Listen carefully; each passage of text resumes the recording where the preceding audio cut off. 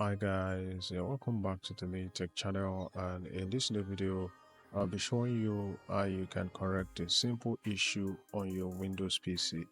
Now, and that issue is getting the quotation mark whenever you try to press shift button plus 2 on your keyboard.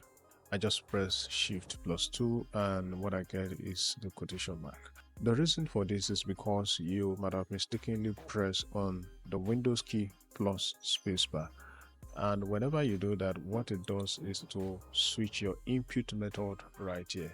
Now, for example, if I press on the Windows button plus spacebar, you'd see that my input method has been changed to English International. If I press on it again, it gets switched to the UK. So the quotation mark you are seeing whenever you press on shift plus 2 is when your input method is on English UK. And now if you switch back to English International and you try to use shift plus 2, you see that you're getting the @ symbol correctly. So that's how to resolve that issue. Thank you for watching the video, and I'll see you in the next one.